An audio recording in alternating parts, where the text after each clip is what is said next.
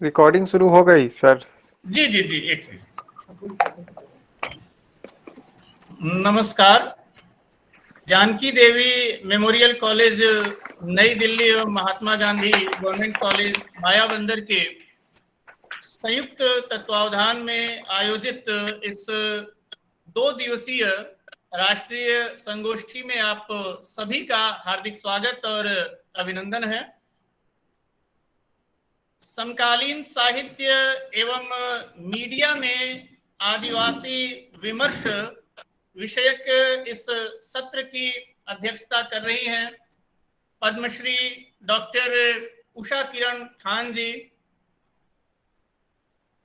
उषा किरण खान हिंदी और मैथिली साहित्य प्रेमियों के लिए जाना पहचाना नाम है।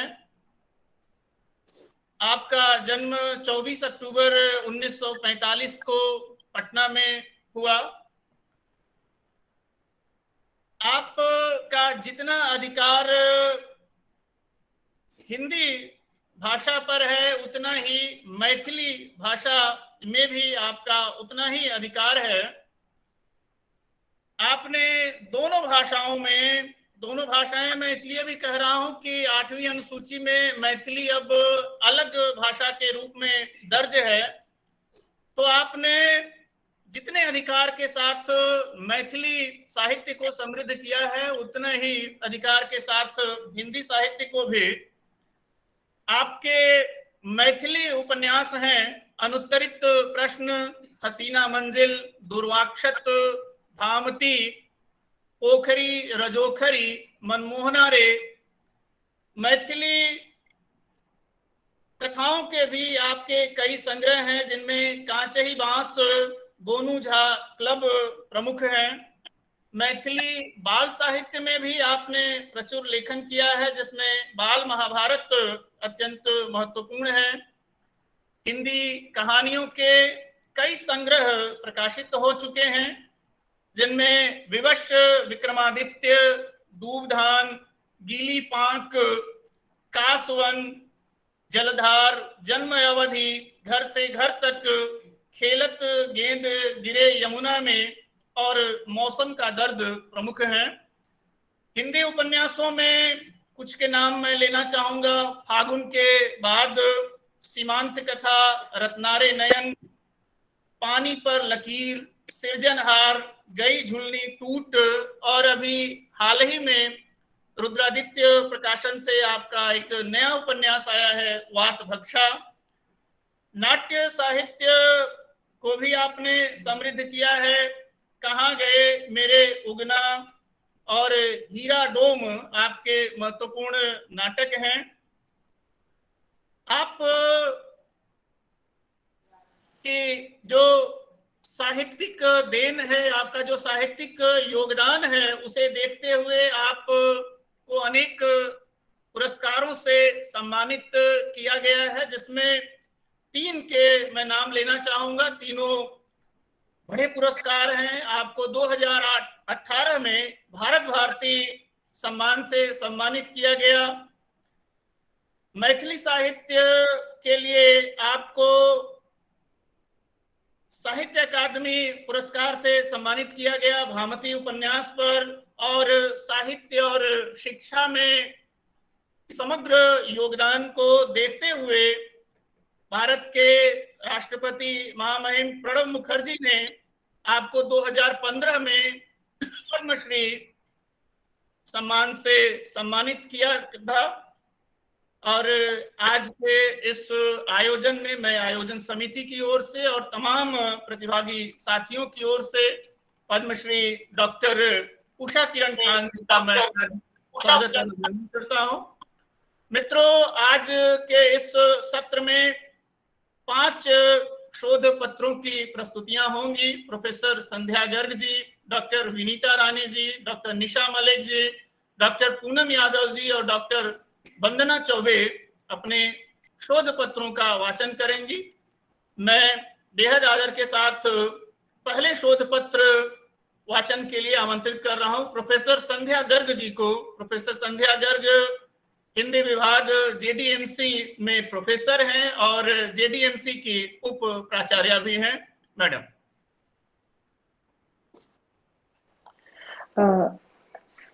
नमस्कार सभा में उपस्थित सभी सदस्यों को। शशि जी आपको भी मेरा सादर नमस्कार।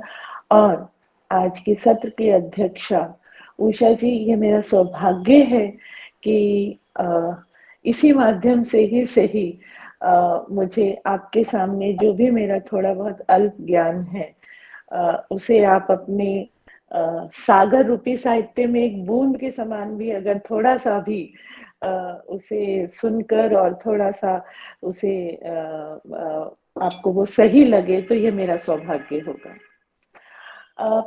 प्रपत्र प्रस्तुत करते हुए मैं सर्वप्रथम ये बात कहना कि मेरा जो प्रपत्र है वो साहित्य से संबंधित है। और क्योंकि बाकी सभी सत्रों में हम आदिवासी जीवन के अन्य सामाजिक सरोकारों की बात कर चुके हैं, उनकी जीवन शैली, उनकी परंपराओं की बात कर चुके हैं, तो अपने प्रपत्र में से मैं वो हिस्सा छोड़कर कुछ मुख्य बातों पर ही मैं बात करूंगी। आज साहित्य के साथ ये एक बात जुड़ चुकी है कि उसे विमर्शों से जोड़कर देखा जाने लगा है। जबकि इस बात को लेकर ये प्रश्न भी कई बार उठाया जाता है कि साहित्य को विमर्शों की परिधि में बांटा जाना उचित नहीं है, तो भी नई आलोचना का ये एक प्रमुख विषय बन चुका है कि कोई भी साहित्यिक कृति आती है तो हम सर्वप्रथम उसके साथ ये जोड़ने लगते हैं ये नारी विमर्श की कथा है, कि ये दलित विमर्श से जुड़ा है, कि ये आदिवासी विमर्श से, किन्नर विमर्श। और अब तो विमर्शों की संख्या जो है वो बहुत अधिक बढ़ गई है। बाल विमर्श, वृद्ध विमर्श, कृषक विमर्श, जितने सामाजिक वर्ग है उतने ही विमर्शों में हमने शायद साहित्य को बांटकर देखना प्रारंभ कर दिया है। तो भी मेरा जो विषय है समकालीन साहित्य में आदिवासी जीवन के सरोकार, उसमें मैं ये बात करना चाहूंगी कि यदि हम इन विमर्शों पर विचार करें तो क्या विमर्श का अर्थ है।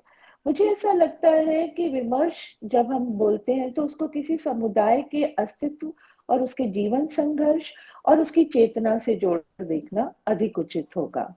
इस संदर्भ में आदिवासी विमर्श का चिंतन करता साहित्य पिछले कुछ वर्षों में लिखा गया वो साहित्य है जो एक विशिष्ट पर्यावरण में रहने वाले और विशेष ढंग की जीवन पद्धति से अपना जीवन यापन करने वाले वर्ग विशेष के जीवन, विचार, भाव, संवेदना, संघर्ष, इनकी अभिव्यक्ति करता हुआ साहित्य है। आदिवासी यानी आदिकाल, जैसे हम बोलते हैं, आदिवासी जो प्रारंभ से ही वही रहते आए हैं, प्रकृति के संसर्ग में, तकनीक और औद्योगिकरण से दूर, बाजार से दूर और तथाकथित भौतिक उन्नति से युक्त समाज से दूर, मानव मूल्यों और सामूहिक चेतना का पक्षधर ये समाज है। इन जनजातियों का मुख्य आधार कृषि और पशुपालन रहा है। अपनी मूल संरचना और अपने ही समाज में प्रसन्न इस वर्ग को विमर्श की आवश्यकता तब अनुभव हुई जब सरकार की योजनाओं में अनुसूचित जनजाति श्रेणी में आने वाली कुछ जनजातियों के विकास की बात की गई और कुछ योजनाएं बनाई गई। पर सत्य यह हुआ कि इन सदस्यों तक, इन समाजों तक वो योजनाएं अपने पूरे रूप में नहीं पहुंची। कहा गया कि उन्हें मुख्य धारा में प्रतिस्थापित करने का प्रयत्न किया जा रहा है, लेकिन हुआ ये कि उन्हें उनके मूल स्थान से भी विस्थापन का दंश झेलना पड़ा है। साहित्य में इस दंश की पीड़ा के साथ साथ अपने अस्तित्व की तलाश करते आदिवासी समाज के बहुत से मुद्दों को साहित्य में स्थान मिला। उनकी शिक्षा, उनका सामाजिक जीवन, राष्ट्र और समाज में उनकी भूमिका, उनका शोषण, दलन, परंपरागत तरीके से जीने के उसके ढंग को असभ्य करार देना, शहर में शिक्षा प्राप्त करने आए युवक युवतियों को शहरी जीवन की जो चुनौतियां झेलनी पड़ी, उन चुनौतियों के बीच उनका अपना स्थान बनाने का प्रयास आदि ऐसे तथ्य रहे जिन्होंने साहित्य का ध्यान अपनी ओर खींचा। कुछ समय से शहरी जीवन अपना चुके शहरी आदिवासी जो समाज के सदस्य हैं उनके द्वारा लिखा गया साहित्य, और एक दूसरा साहित्य वो है जो वो लोक साहित्यकार लिख रहे हैं जो उस समाज का हिस्सा है, समस्याओं के भुक्तभोगी हैं और उनके समाधान के लिए अपने समाज में रहते हुए ही प्रयासरत भी हैं। मैं उद्धृत करना चाहूंगी डॉक्टर रा चिंथेरे पूर्णे का कथन कि आदिवासी साहित्य में आदिम मानव की अभिव्यक्ति होती है। वही प्रोफेसर आजम का मानना है कि आदिवासी जीवन से लेकर प्रेरणा लेकर लिखा हुआ साहित्य ही आदिवासी साहित्य है। इन कथनों के परिप्रेक्ष्य में हम ये तो निश्चित रूप से मान सकते हैं कि ये साहित्य आदिवासी जीवन के सरोकारों की बात करता है। यदि साहित्य की कुछ विधाओं के संदर्भ में मैं इस साहित्य को देखूं तो सर्वप्रथम जो साहित्य की आदि विधा है, कविता की यदि हम बात करें तो उसमें इस वर्ग के विस्थापन, अस्तित्व संकट और पूरे समाज के द्वारा उनकी उपेक्षा आदि प्रश्न बहुत बखूबी सामने लाए गए हैं।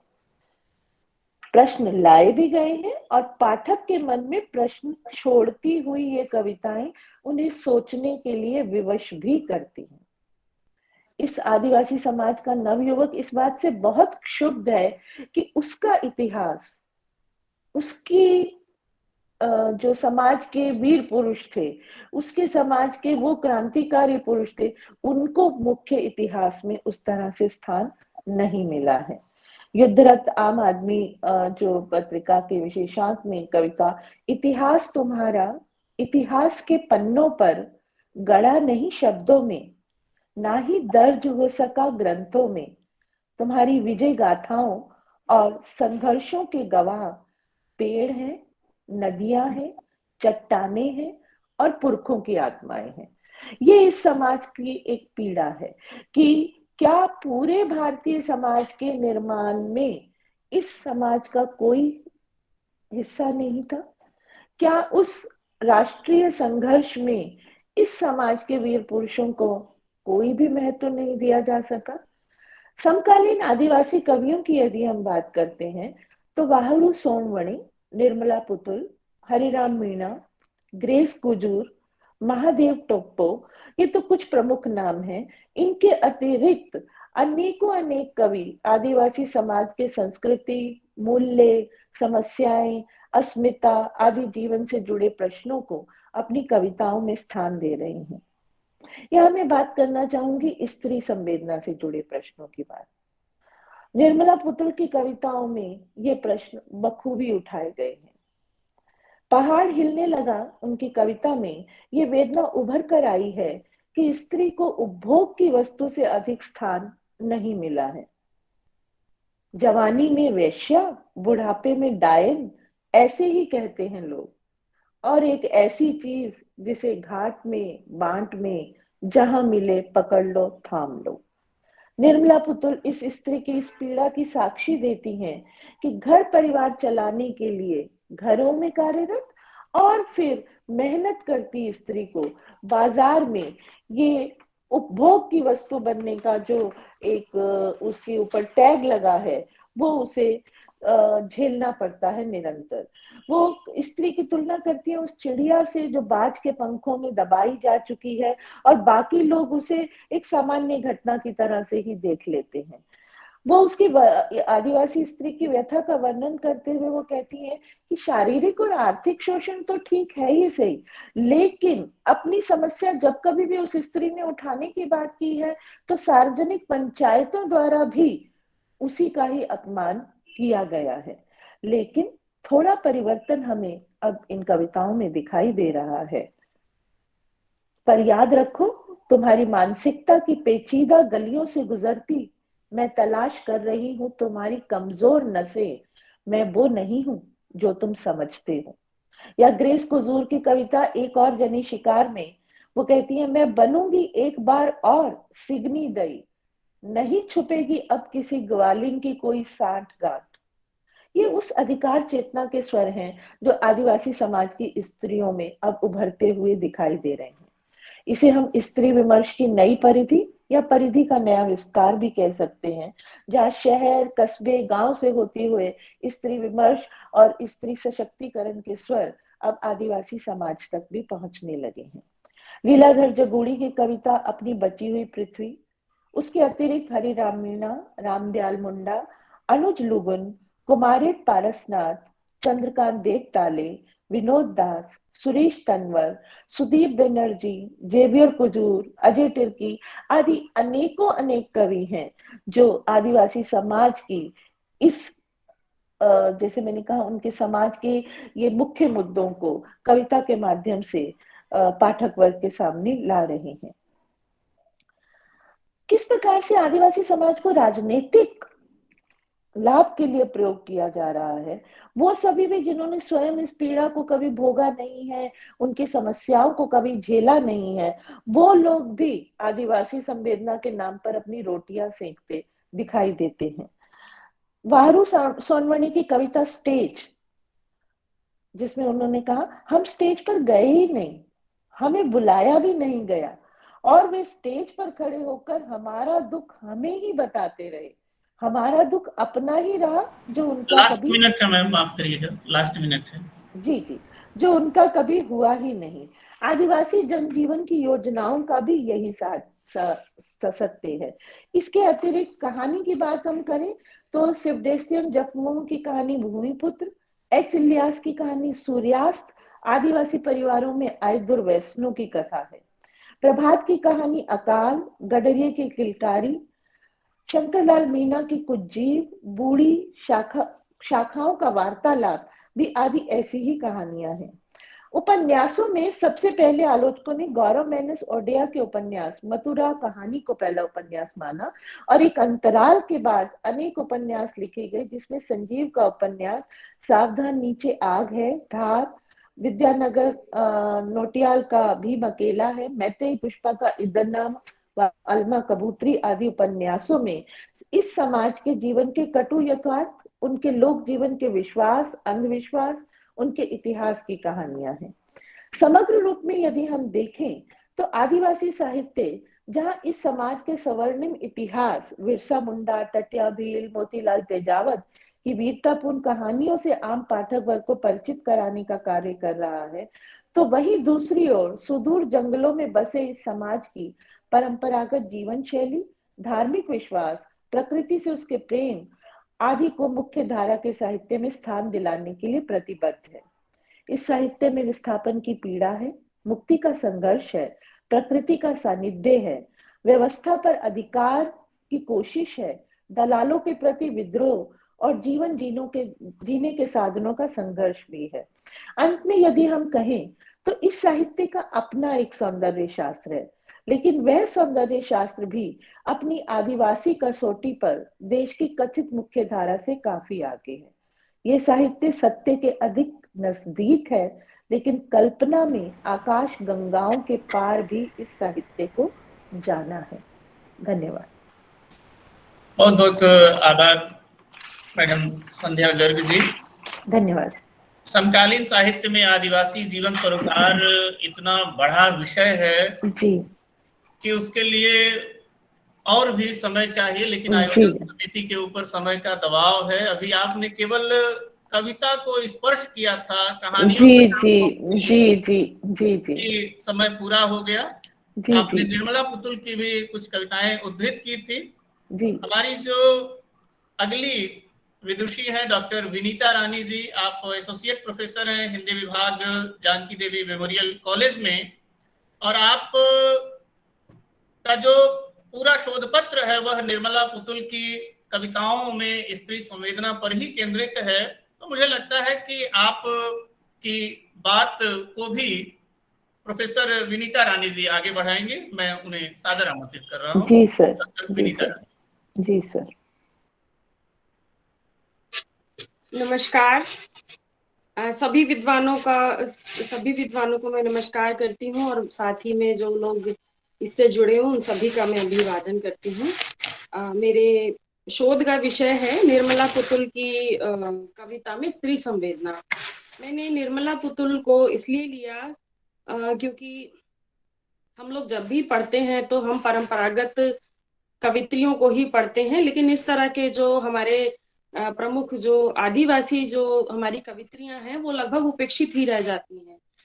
हालांकि जो निर्मला पुतुल हैं वो अपनी समाज में अपनी पहचान बनाने में सक्षम हो पाई हैं। उन्होंने अनेक काव्य संग्रह हैं वो उनकी रचना की है और इनकी कविताओं का बहुत सी भाषाओं में अनुवाद हो चुका है। अंग्रेजी, मराठी, उर्दू, उड़िया, कन्नड़, नागपुरी, पंजाबी और नेपाली आदि विभिन्न भाषाओं में इनकी कविताओं का अनुवाद हो चुका है और राष्ट्रीय अंतर्राष्ट्रीय स्तर पर ये कई सारे संगठनों से जुड़ी हुई हैं और सक्रिय हैं और टीवी और दूरदर्शन वगैरह पर भी इनकी कविताओं का पाठ हो चुका है और अब ये सिलेबस में भी पढ़ाई जाती है। हम लोग भी अपने यहाँ एक पेपर में इनकी कविता है वो उनको पढ़ाते हैं।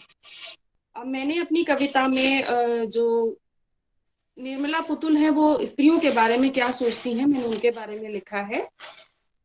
अपने समय और समाज की यथास्थिति का उद्घाटन और उसका प्रस्तुतिकरण ही साहित्य का उद्देश्य होता है और वो जब तक वो पूरे समाज को साथ में लेकर के ना चले तो वो युगीन साहित्यकार नहीं हो सकता। तो इसलिए हमें जब भी साहित्यकारों की हम बात करते हैं तो उपेक्षित वर्गों का जो साहित्य है उसको भी हमें अच्छे से पढ़ना होगा, तभी वो सभी लोग उसमें समावेशित हो पाएंगे।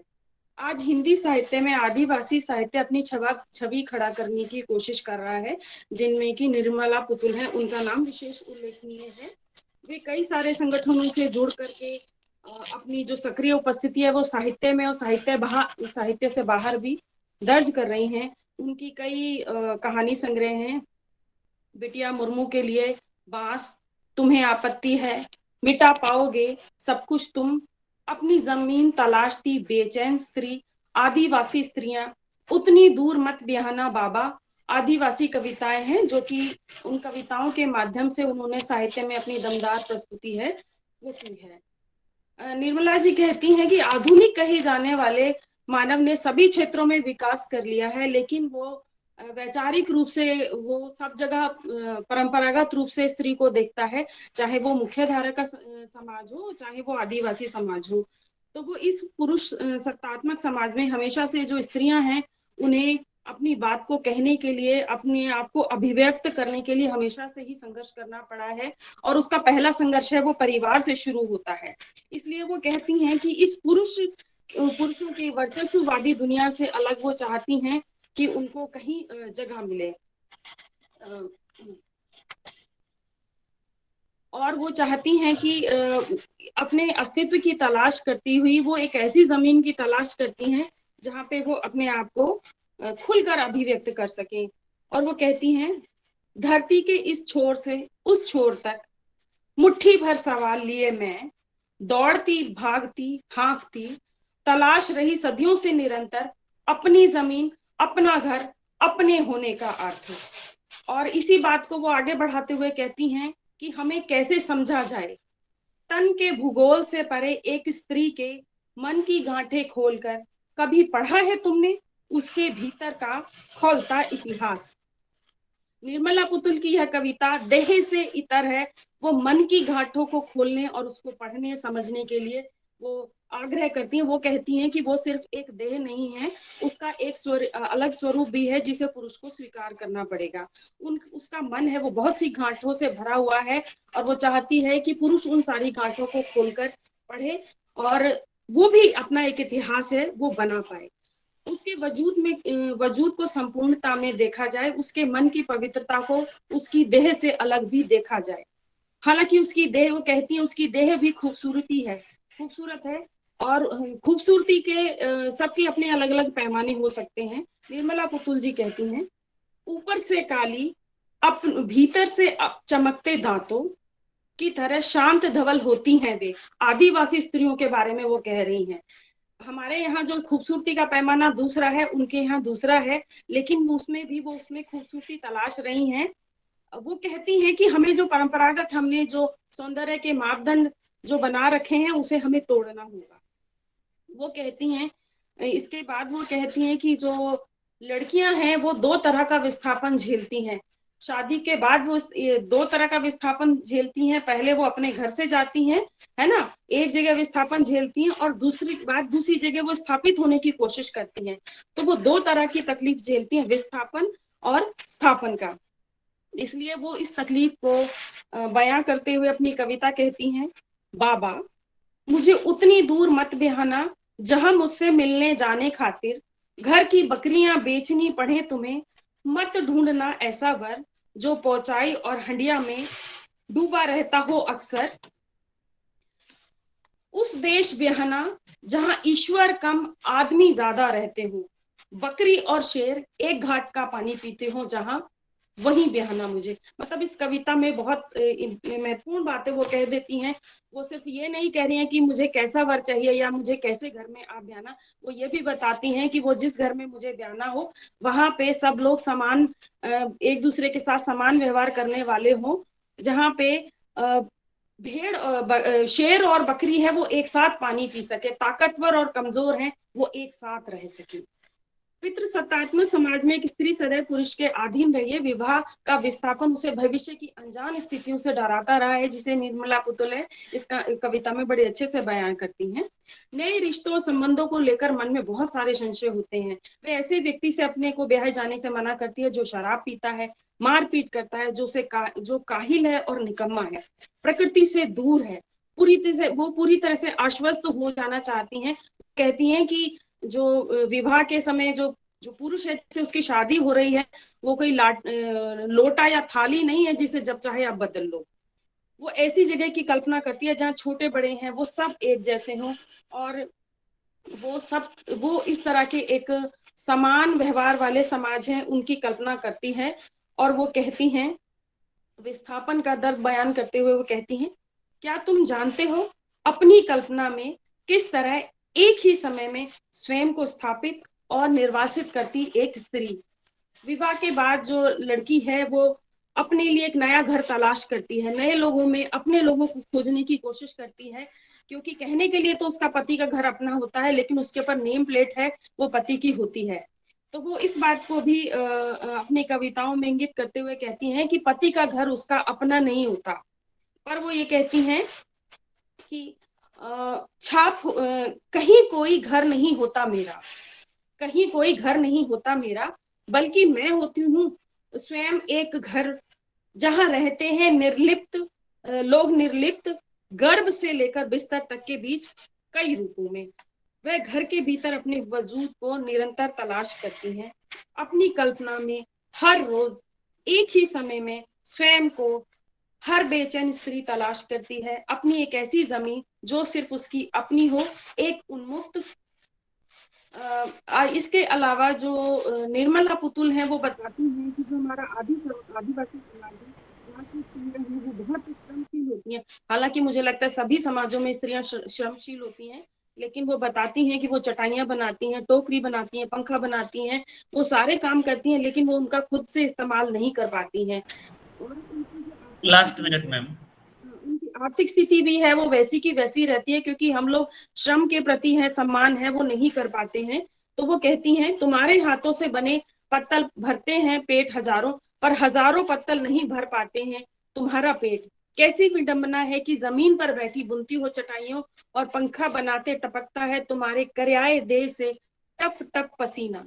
वो ये सारी बातें बताती हैं। और आदिवासी समाज में भी स्त्रियों का शोषण होता है, वो इसकी तरफ भी संकेत करती हैं। एक और बात जो महत्वपूर्ण बात जो वो कहती हैं वो ये है कि तथाकथित जो स्त्रीवादी जो महिलाएं हैं वो उनके द्वारा भी उपेक्षित होती हैं। वो ये कहती हैं कि वो बड़ी लंबी नाक वाली महिलाएं हैं, वो हमारे ही प्रश्नों को मंच से उठाती हैं लेकिन वो हमें ही इग्नोर कर देती हैं।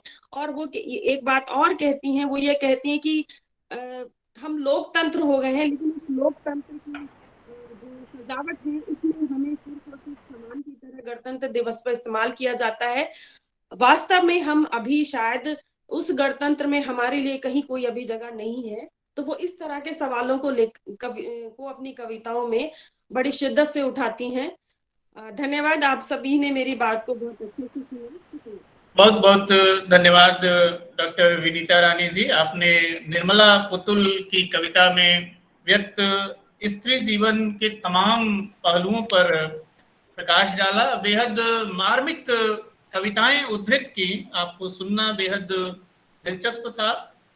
और अब मैं इस क्रम में जानकी देवी मेमोरियल कॉलेज में एसोसिएट प्रोफेसर डॉक्टर निशा मलिक जी को आमंत्रित कर रहा हूं। निशा मलिक जी के शोध पत्र का शीर्षक है हिंदी सिनेमा में आदिवासी समाज की स्थिति। डॉक्टर निशा मलिक जी। जी, समस्त विद्वत समाज को मेरा नमस्कार और आप सभी का धन्यवाद कि मुझे अपना प्रपत्र प्रस्तुत करने का सुअवसर प्रदान किया। जैसा कि प्रोफेसर संध्या गर्ग ने अभी अभी कहा कि आज का युग विमर्शों का युग है। इन परिस्थितियों में ऐसा प्रत्येक वर्ग जो किसी भी कारण से प्रताड़ित, लांछित, उपेक्षित रहा हो, वह आज चिंतन का विषय है। चाहे वो आदिवासी वर्ग हो, चाहे वो दलित वर्ग हो, स्त्री वर्ग हो, सभी के विषय में आज चिंतन किया जा रहा है, क्योंकि एक स्वस्थ राष्ट्र के निर्माण के लिए हमें प्रत्येक वर्ग को साथ लेकर चलना है, प्रत्येक वर्ग की समस्याओं को समझना है और प्रत्येक वर्ग की समस्याओं को समझे बिना हम एक उन्नत राष्ट्र की श्रेणी में शामिल नहीं हो सकते हैं। तो सिनेमा, जहां तक सिनेमा का सवाल है, हम सभी जानते हैं कि सिनेमा हमारे समय व समाज का दस्तावेज है। अपने वक्त की सही मायनों में तस्वीर प्रस्तुत करने वाला अगर सबसे प्रभावशाली माध्यम है तो वो सिनेमा है।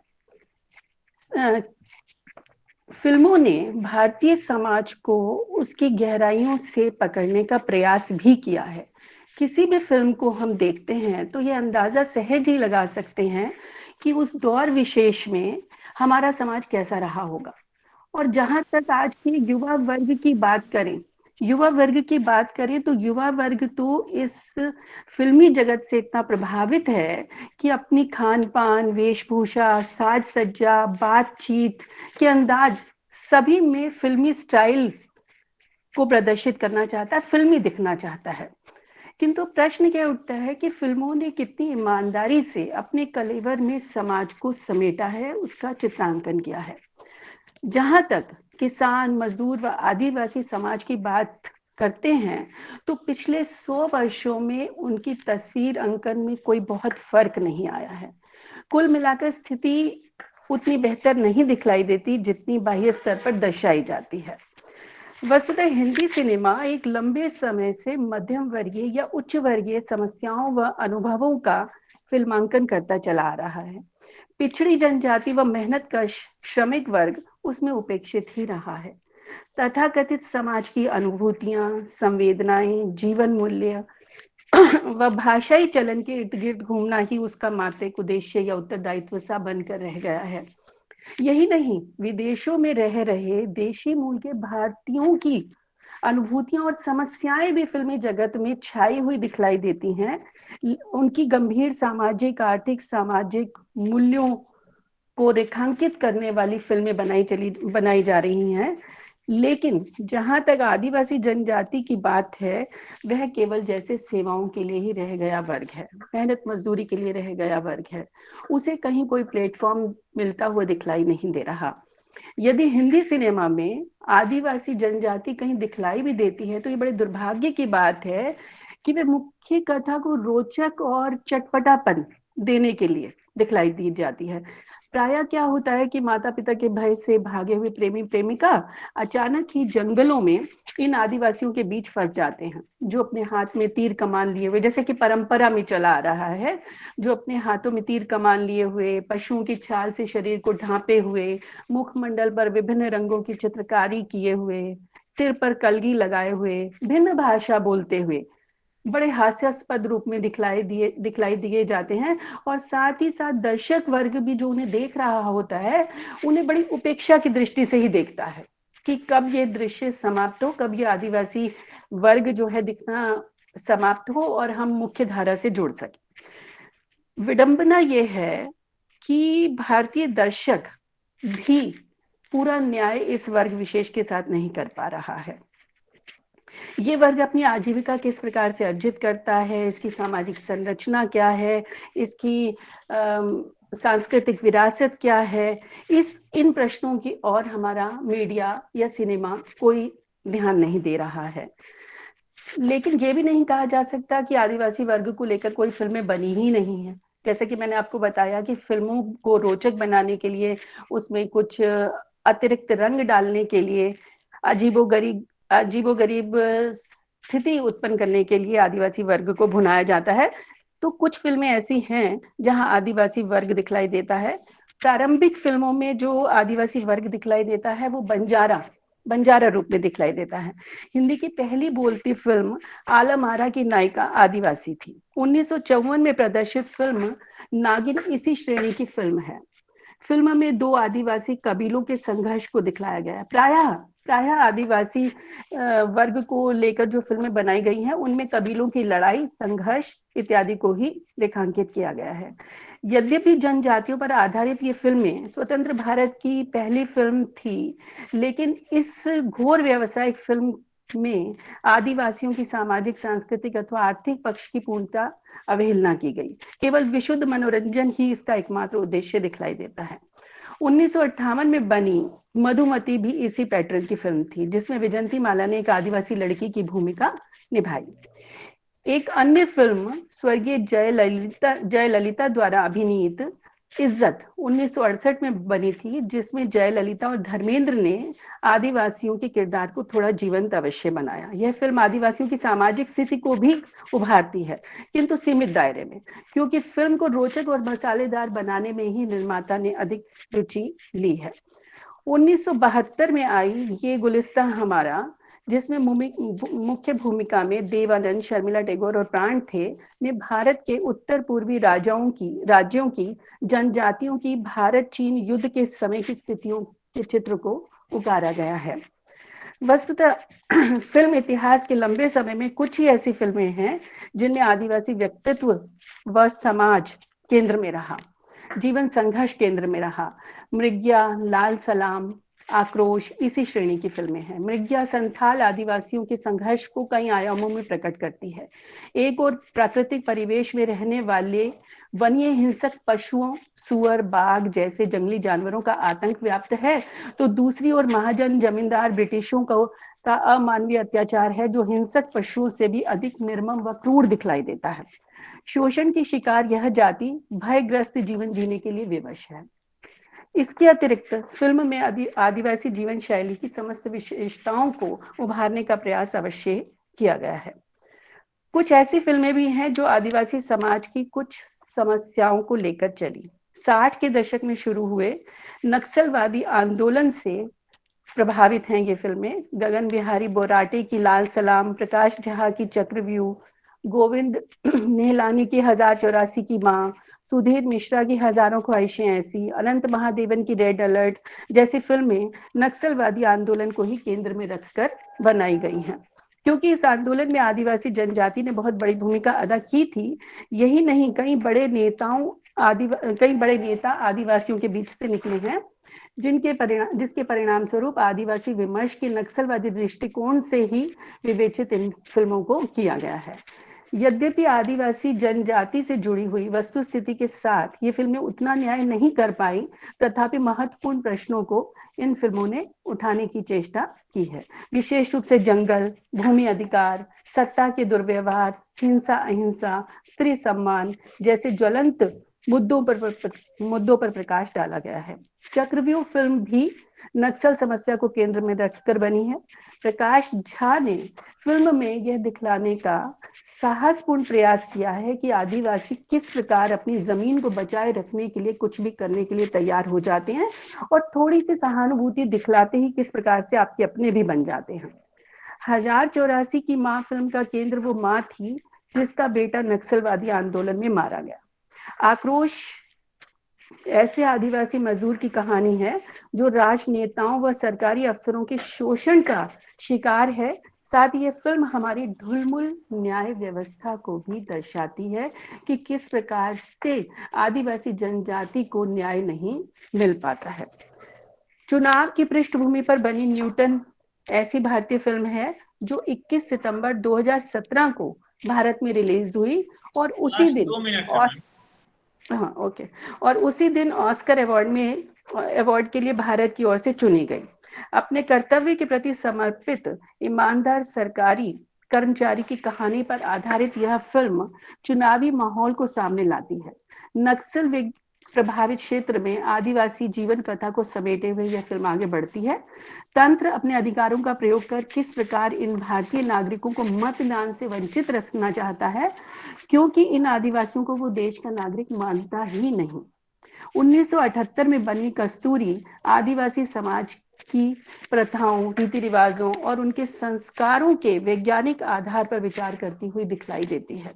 विज्ञान अथवा अंधविश्वास कौन सा शस्त्र काम करेगा जब प्रश्न जीवन मरण का हो, इस विचार को बड़ी मजबूती से इस फिल्म ने उठाया है। यद्यपि फिल्म इस प्रश्न का संतुष्टिजनक समाधान नहीं कर पाई, तथापि आदिवासी समाज से परिचित तो अवश्य ही करवाती है। परीक्षित साहनी, नूतन, डॉक्टर श्री राम लागू, मिथुन चक्रवर्ती की प्रभावशाली भूमिका ने फिल्म को जीवंत बनाया है। इस प्रकार आदिवासी जनजीवन पर निर्मित फिल्मों की संख्या अत्यंत अल्प है, तथापि मृणाल सेन, श्याम बेनेगल, गोविंद एहलानी, अडूर गोपाल कृष्णन आदि ने आदिवासी जीवन को आधार बनाकर बेहतरीन फिल्में बनाई हैं, जिनमें आक्रोश, मृग्या, अंकुर आदि फिल्मों ने विदेशों में भी ख्याति अर्जित की। यद्यपि फिल्मकार आदिवासियों के प्रति नस्ली दृष्टिकोण को लेकर चलते हैं, तथापि प्राचीन फिल्मों में आदिवासी व्यक्ति पीड़ित ही दिखलाई देता है, किंतु आज की फिल्मों में आदिवासी द्वारा प्रतिरोध का स्वर भी सुनाई देता है। उनकी शिक्षा, दीक्षा, सांस्कृतिक परिवेश व विस्थापन की ओर भी आज का फिल्मकार जागरूक है। उनकी जटिलताओं व समस्याओं के प्रति जन सामान्य के हृदय में सहानुभूतिपूर्ण भाव उत्पन्न करने में ये फिल्मकार सफल रहे हैं। अंततः मैं ये कहना चाहूंगी कि आदिवासी विमर्श के चतुर्दिक विकास को लेकर बनाई जाने वाली फिल्मों का अभी इंतजार ही है कि वो किस प्रकार से समाज में किस प्रकार से योगदान करते हैं, किस प्रकार से समाज की महत्वपूर्ण इकाई हैं, किस प्रकार से उनका एक मेहनत का रूप दिखलाई देता है। वो सब जो है हिंदी फिल्मों में नहीं दिखलाया जा रहा, उसके लिए हमें प्रयास करना चाहिए। धन्यवाद। बहुत बहुत धन्यवाद डॉक्टर निशा मलिक जी। आपने हिंदी सिनेमा में आदिवासी समाज की स्थिति के विविध पहलुओं पर अपने विचार रखे। आलम-आरा से लेकर के रेड अलर्ट और चक्रव्यूह तक कैसे हिंदी फिल्मों में आदिवासी समाज चित्रित है, किस भाव से, किस ढंग से, किस मंशा से चित्रित है, आपने उस पर भी अपने विचार व्यक्त किए और बड़ी महत्वपूर्ण बात कही कि अभी उनके योगदान का सही मूल्यांकन हिंदी सिनेमा में होना बाकी है। बहुत बहुत आभार। और अब मैं इसी क्रम में आदिवासी विमर्श और समकालीन हिंदी कहानी विषय पर अपने विचार साझा करने के लिए आमंत्रित कर रहा हूं डॉक्टर पूनम यादव जी को। डॉक्टर पूनम यादव जानकी देवी मेमोरियल कॉलेज में हिंदी की एसोसिएट प्रोफेसर हैं। डॉक्टर पूनम यादव जी, सभी को मेरा सादर नमस्कार। मैं डॉक्टर पूनम यादव और मेरे शोधालेख का विषय है आदिवासी विमर्श और समकालीन हिंदी कहानी। अस्मिता यानी कि पहचान। इस अस्मिता शब्द की व्याख्या या परिभाषा दे तो किसी व्यक्ति की सामाजिक, आर्थिक या मनोवैज्ञानिक स्थिति, या कहें कि किसी समूह के सब अनुभवों और उसकी चेतना का अन्य किसी व्यक्ति या कि उसके समूह की चेतना से भिन्न होना है। अस्मिता शब्द का अर्थ हम यदि एक वाचक व्यक्तिवाचक के रूप में समझें तो भी यह हुआ कि व्यक्ति अपनी अस्मिता, अपनी पहचान के प्रति सजग है कि वह कौन है और कहाँ वह अपने आप को पाता है। लेकिन यदि अस्मिता शब्द को हम समुदायवाचक, जातिवाचक और राष्ट्रवाचक के रूप अर्थ में खोलें तो यह अधिक विस्तार की मांग करता है। आमतौर पर किसी व्यक्ति का नाम जो होता है वही उसका पूरा परिचय स्वीकार कर लिया जाता है, लेकिन व्यक्ति के नाम के साथ उसका जन्म स्थान, उसकी भाषा, उसका व्यवसाय, उसका वंश, उसका कुल, उसका पंथ, उसका स्वभाव और उसका कृतित्व सभी कुछ सम्मिलित होता है। लेकिन जैसा कि हम सब इस बात से सहमत हैं कि जब भी हम किसी व्यक्ति को, स्त्री या पुरुष को उसके नाम से पुकारते हैं, उसके उपनाम से संबोधित करते हैं, तो वह तुरंत जवाब देता है। उसका ये तुरंत उत्तर देना ही कि वह अपनी पहचान को स्वीकार करता है। यहीं से हम अस्मिताओं को समझने का एक प्रयास कर सकते हैं। वास्तव में अस्मिता शब्द को किसी व्यक्ति के संपूर्ण परिवेश में जो उसकी सक्रिय भूमिका होती है उसकी जीवंत अभिव्यक्ति कहा जा सकता है। अस्मिता विमर्श समकालीन साहित्य का एक बहुत महत्वपूर्ण विमर्श।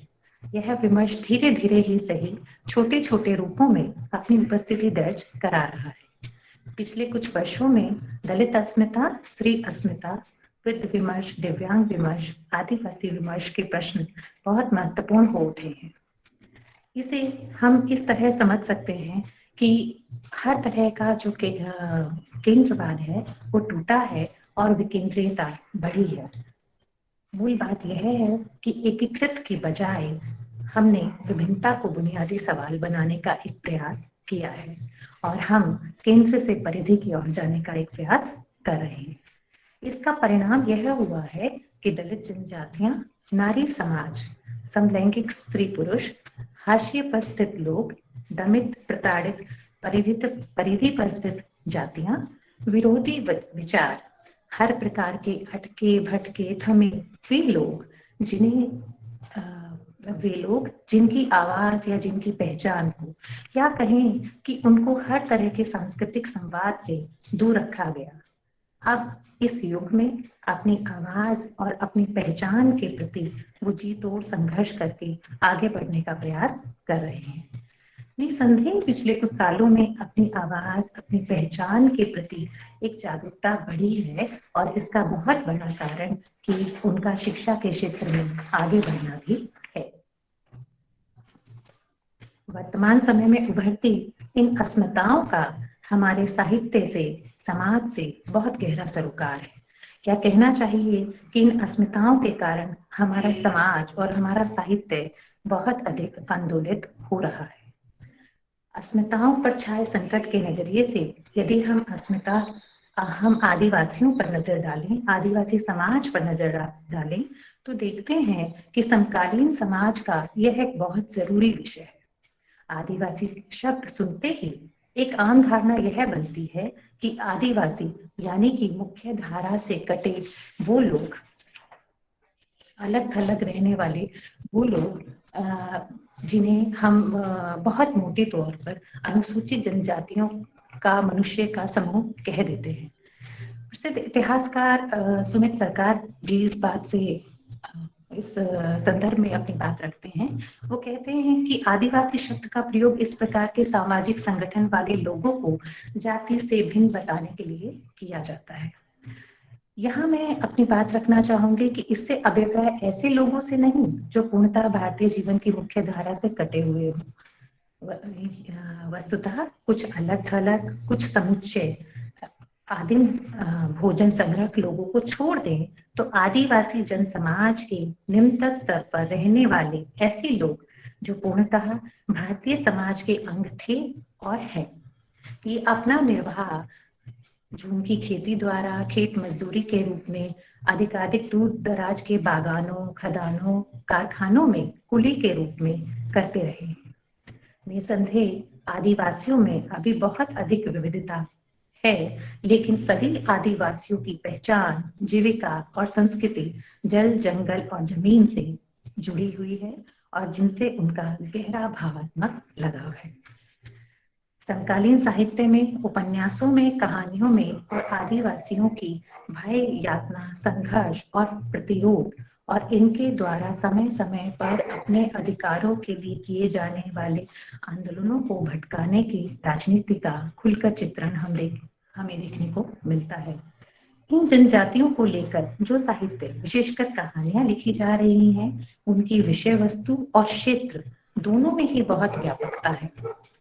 मेहरुनिजा परवेज हूँ, केदार प्रसाद मीना हूँ, तरुण वॉल्टर भेंगरा हूँ, इनकी कहानियों के माध्यम से हम इनकी पीड़ा को, इनके दर्द को, इनकी यातना को, इनके संघर्ष को देख और समझ सकते हैं। अंत में मैं अपनी बात निष्कर्षतः मैं अपनी बात से इस रूप में कहना चाहूंगी कि जब तक भारतीय समाज की मानसिकता में परिवर्तन नहीं आता, विकास के नाम पर जो विस्थापन की पीड़ा ये झेल रहे हैं, या स्त्रियों के शोषण उत्पीड़न से संबंधित जो घटनाएं हमें देखने सुनने को मिलती हैं, उसके लिए चाहिए कि खुले मन दिमाग से हाशिए के लोगों की समाज को स्वीकारा जाए। जब तक उनको हम खुले मन से स्वीकार नहीं करते, तब तक बहुत सारी अप्रत्याशित स्थितियां हमारे सामने आती रहेंगी। वर्तमान समय में इनके द्वारा अपनी अस्मिता के लिए जो आवाज उठाई जा रही है, अब उसे नजरअंदाज करना संभव नहीं है। इनके कुछ अपनी आकांक्षाएं हैं, कुछ स्वप्न हैं जिन्हें पूरा करने का प्रयास वो कर रहे हैं, और ऐसे में मुख्य धारा जिसे हम कहते हैं, उनका भी दायित्व बनता है कि उसमें वो सहयोग का हाथ बढ़ाएं। अपनी आवाज को सब तक पहुंचाने के लिए बहुत संघर्ष इन लोगों के द्वारा किया जा रहा है। अपने जीवन को यह विरासत में मिले मूल्यों मान्यताओं को छोड़कर आगे नहीं बढ़ना चाहते।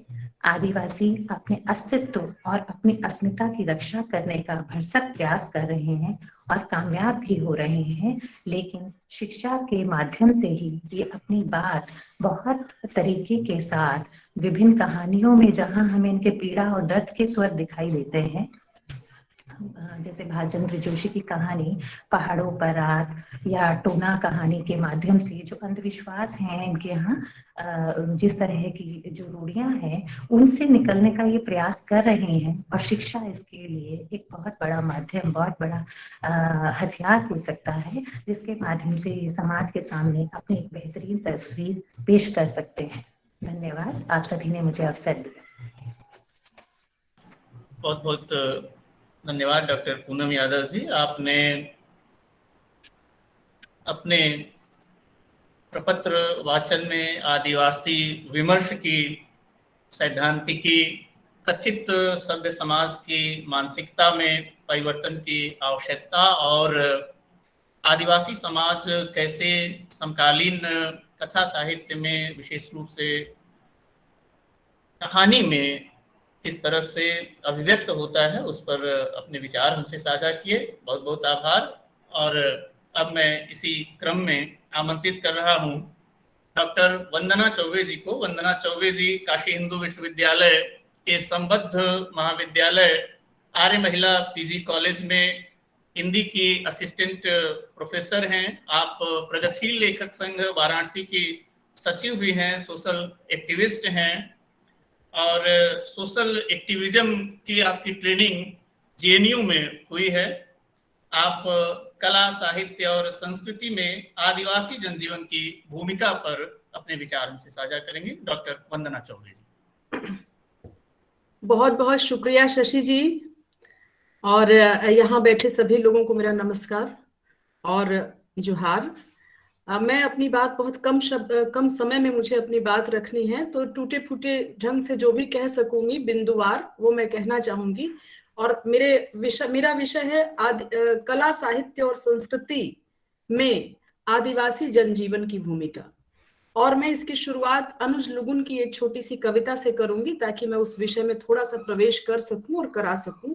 अनुज लुगुन कहते हैं, वे जो सुविधा भोगी हैं या मौका परस्त हैं या जिन्हें आरक्षण चाहिए, कहते हैं हम आदिवासी हैं। वे जो वोट चाहते हैं, कहते हैं तुम आदिवासी हो। वे जो धर्म प्रचारक हैं, कहते हैं तुम आदिवासी जंगली हो। वे जिनकी मानसिकता यह है कि हम ही आदि निवासी हैं, कहते हैं तुम वनवासी हो। और वे जो नंगे पैर चुपचाप वे जो नंगे पैर चुपचाप चले जाते हैं जंगली पगडंडियों में, कभी नहीं कहते कि हम आदिवासी हैं। वे जानते हैं जंगली जड़ी बूटियों से अपना इलाज करना। वे जानते हैं जंतुओं की हरकतों से मौसम का मिजाज समझना। सारे पेड़ पौधे, पर्वत, पहाड़, नदी, झरने जानते हैं कि वे कौन हैं। अब ये पूरी कविता नहीं है, छोटा सा उसका अंश मैंने पढ़ा है, लेकिन मुझे बहुत कम शब्दों में ये बताना है कि आदिवासी विमर्श और दलित विमर्श और थर्ड जेंडर, जितने भी ये विमर्श हम मुख्य धारा में लाने की बात करते हैं और उस पर एक सहानुभूति और कभी कभी दया दृष्टि की तरह भी रखते हैं कि हमें समझना चाहिए उनकी बातों को, क्योंकि हमें उनको मुख्य धारा में लाना है। मेरे पूरे प्रस्तुत जो मैं करना चाहती हूँ उसमें बार बार पहले भी कहती रही हूँ और अभी भी मैं इस बात पर जोर देना चाहती हूँ कि जिस तरह से पर्यावरण संकट से लेकर के और बाकी मनुष्यता पर जो संकट है, जो पूंजीवादी समाज के माध्यम से हमारे बीच आया है पूरे विश्व में, पूरी धरती पर, अगर उसे सचमुच में ठोस रूप से ठीक करना है तो हमें आदि जनजीवन की तरफ लौटना होगा। हमें उनको मुख्य धारा में लाने की उतनी जरूरत नहीं है जितनी कि हमें उनकी धारा में जाने की जरूरत है। और ये जो ज्ञान का और प्रबुद्धता और बौद्धिकता का जो एक श्रेष्ठता बोध हमारे समाज में, खासतौर से अकादमिशियंस में ये चीज आई है, उसने इसका बड़ा नुकसान किया है। और कांचा येलैया हमारे समय के बड़े विचारक और बुद्धिजीवी एक्टिविस्ट, उनकी एक किताब है हमारे समय में श्रम की गरिमा। अब उस किताब के कुछ उदाहरण मैं आपके सामने रखूंगी। वो किताब बेहतरीन किताब है जिसमें वो कहते हैं कि 2006 में जब आरक्षण पर बात हो रही थी तो हमारा जो मध्यवर्गीय समाज जनता है, मध्यवर्गीय जनता जो बहुत वो भी स्ट्रगल करके और बहुत सारे अभावों के साथ पढ़ने लिखने और नौकरी की दुनिया में जाती है और आरक्षण को देखकर विचलित होती है, तो वो सड़कों पर प्रतिरोध जता रहे थे कि आरक्षण होगा तो हम कहाँ जाएंगे। तो उनके प्रतिरोध का जो तरीका था वो तरीका था कि वो झाड़ू लेकर बैठे थे, जूता पॉलिश करते हुए बैठे थे, ठेला लेकर बैठे थे, इस तरह के कामों को लेकर बैठे थे। और वो ये जता रहे थे कि अगर हमें नौकरी नहीं मिलेगी तो अंततः हमें जूता पॉलिश करना पड़ेगा, हमें झाड़ू लगाना पड़ेगा, हमें सब्जियां बेचनी पड़ेगी, हमें ये सब काम करना होगा। तो ये दिखाता है कि श्रम को लेकर के हमारे यहाँ क्या नजरिया है। एक पढ़ा लिखा समाज जो है वो श्रम को क्या समझता है, और यही कारण हमारे समाज में अलगाव और असमानता का पहला बड़ा कारण है, जिसने शारीरिक श्रम और मानसिक श्रम दोनों को अलगा दिया है। और मैं इसलिए इस बात पर जोर दे रही हूँ कि ये जो शारीरिक श्रम है, जहां उसकी फिलॉसफी अलग है। हम बहुत सारी किताबों और बौद्धिकता के माध्यम से जिस दर्शन का प्रतिपादन करते हैं उससे ज्यादा गहन और जमीनी दर्शन जो है वो उनके पास है जो नीचे काम कर रहे हैं। हम ये नहीं कह सकते कि अगर वो पढ़े लिखे नहीं है और वो जमीन में गुड़ाई कर रहे हैं, झाड़ू लगा रहे हैं, तो उनकी सोच समाज या जीवन दर्शन, उनके पास कोई फिलॉसफी नहीं है। वो फिलॉसफी ऐसी है जिससे हमें सीखना पड़ेगा। और हम पढ़ते हुए ये बार बार भूल जाते हैं कि वो जमीनी स्तर पर जो काम कर रहे हैं वो निचले दर्जे का नहीं, बल्कि वो हमारी जरूरत, हमारे अपने मनुष्य होने का एक हिस्सा है। तो नोटिस करते हैं कांचा येलैया और बताते हैं कि श्रम को अगर हम जब इस तरह से बांट कर देखेंगे तो समाज में बंटवारा होगा, श्रेष्ठता बोध और छोटेपन का बोध होगा। उसके बाद उसी अनुसार उनकी प्रतिष्ठा बढ़ेगी। जो श्रेष्ठ होगा उसकी प्रतिष्ठा ज्यादा होगी, वो काम नहीं भी करेगा तो प्रतिष्ठित माना जाएगा। जो दिन रात काम करेगा उसकी कोई प्रतिष्ठा नहीं होगी, उसके पास कोई पैसे नहीं होंगे, उसके पास जीने के भी साधन उससे छीन लिए जाएंगे। तो ये सब तो एक मोटी बात है। लेकिन आप मनुष्य के भीतर जब हम ये भेद कर देते हैं, इस भेद को मिटाने के साथ ही समाज में एक दूसरी चीज पैदा हो सकती है जो हमें आदिवासी समाज से मिलती है। और हमारी कोशिश ये होनी चाहिए कलाओं, साहित्य और संस्कृति में उस श्रम को रेखांकित करने की जो आदिवासी समाज हमें सिखाता है। लेकिन होता यह है कि आज हम करते ये हैं कि या तो उन्हें उपेक्षित करते हैं कि वो असभ्य है, बर्बर है, लगभग अपराधी हैं। आप देखिए जय भीम अभी फिल्म आई थी आदिवासी समाज पर। एक तरह से माइंडसेट जो है कि वो अपराधी ही होंगे, वो ऐसा करते ही होंगे। तो ये जो माइंडसेट है, हम उन्हें एक तरफ तो उपेक्षित या बर्बर या अपराधी की तरह ट्रीट करते हैं, असभ्य, अशिक्षित।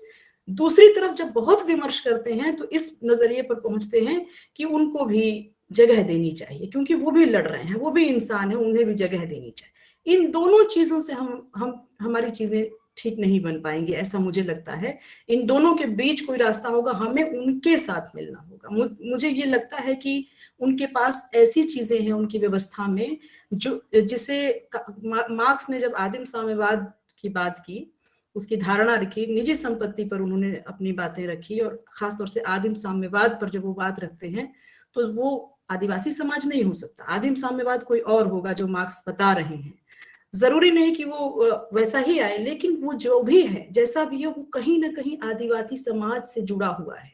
हमें आगे सामूहिक, सामुदायिक और पब्लिक तरीके से काम करना होगा। पूंजीवाद ने हर चीज को निजी तरीके से बनाया है, हर चीज निजी है, गाड़ी निजी है, आपके पैसे निजी हैं, आपका उद्योग निजी है, आपकी पत्नी निजी है, आपकी प्रेमिका निजी है, आपका जीवन निजी है।